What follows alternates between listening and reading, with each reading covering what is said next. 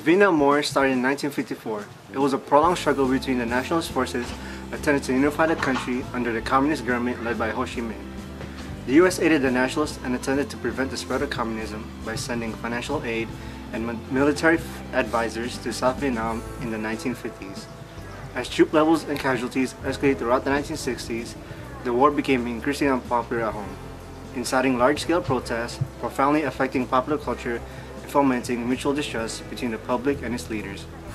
The United States began withdrawing its troops in 1973, and in 1975, the huge South Vietnamese capital of Saigon fell to the North Vietnamese forces.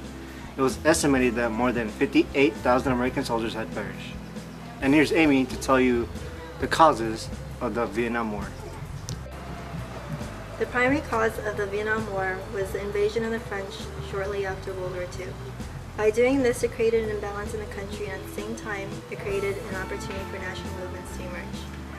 The communist leader Ho Chi Minh demanded more self-governance and less French influences, and founded a militant nationalist organization called the Viet Minh.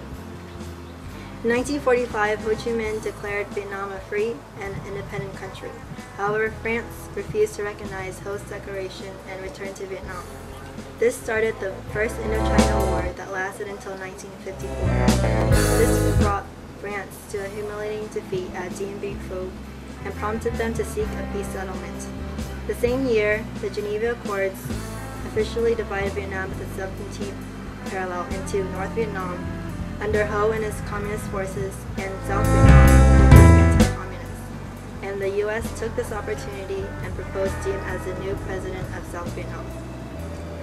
Diem had left Vietnam earlier on during the French Indochina War for the U.S., and throughout his time there, he met influential Catholics such as JFK and told them how much he was against communism and French colonialism.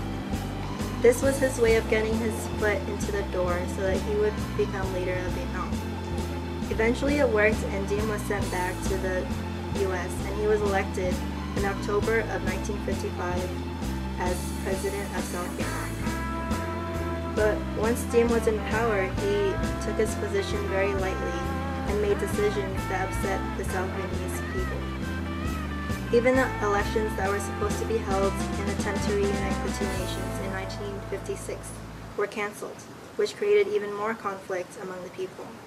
Attempts were made to overthrow him, not only because he wasn't doing his job in representing the people, but also because he was a devout Catholic and wanted to make Catholicism the dominant religion. At the time, the main religion in Vietnam was Buddhism, so he tried repressing South Vietnamese Buddhists, and in doing this, monks protested by setting themselves on fire in Saigon Square. The Americans pressured Diem to reform, but he made no concessions. That began a series of demonstrations against the Diem government that eventually led to his assassination in 1963. And here's Sam to tell you about the U.S. involvement in the war.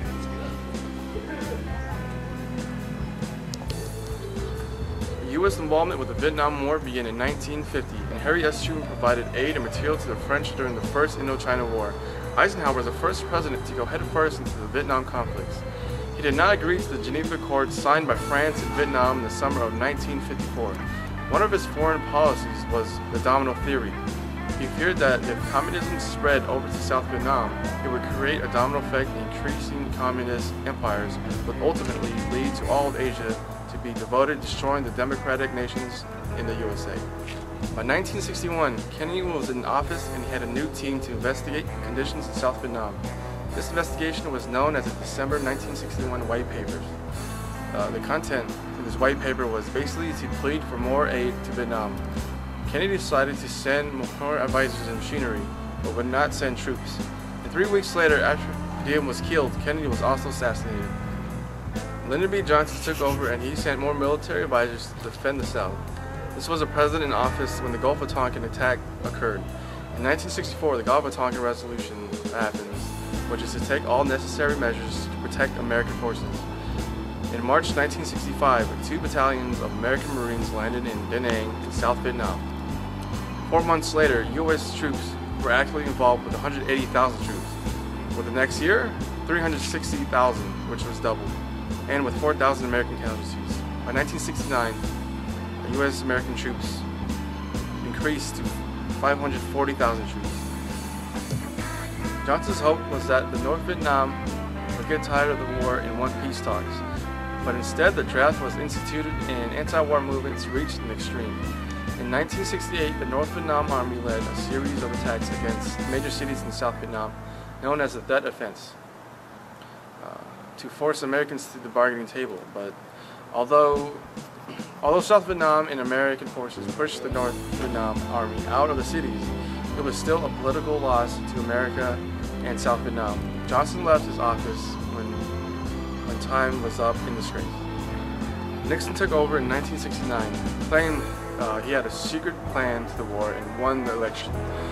He used a process called Vietnamization that trained the South Vietnamese troops to fight and then slowly pull American troops out of Vietnam. During Nixon's years, the war was brought into Cambodia and Laos and tried to find pockets of communism along the Ho Chi Minh Trail. Finally, in January 1973, a peace treaty was signed ending the war for Americans, but not for the South Vietnam. North Vietnam took over the South after the American troops left, which led to the end of the Vietnam War 2 years later.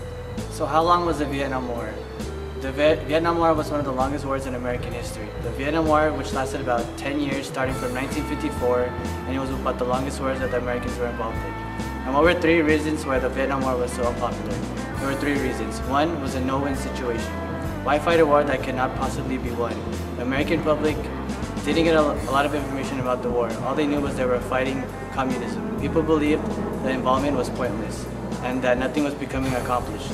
The USA was fighting a war that cannot possibly be won, nor that the Viet Cong could not drive the USA out. The situation was not going to change if they continued.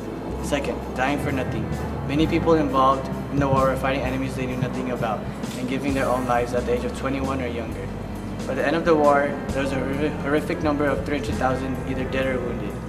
Lastly, the cost. A war that was fought for all the right reasons, but in all the wrong ways. Cost the Americans about $30 billion in the year of 1969.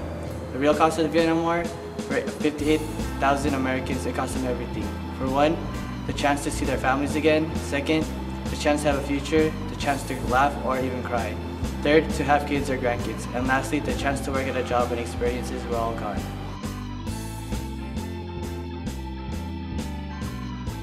After all that went on, the US government still continued to fund the South Vietnamese army, but this funding quickly diminished. Meanwhile, as President Nixon became involved in the Watergate scandal that led to his resignation in August 1974, the North Vietnamese forces stepped up their attacks in the South and finally launched an all-out offensive in the spring of 1975. On April 30, 1975, the South Vietnamese capital Saigon fell to the North Vietnamese, who united the country under the communist rule as a Socialist Republic of Vietnam, ending the Vietnam War.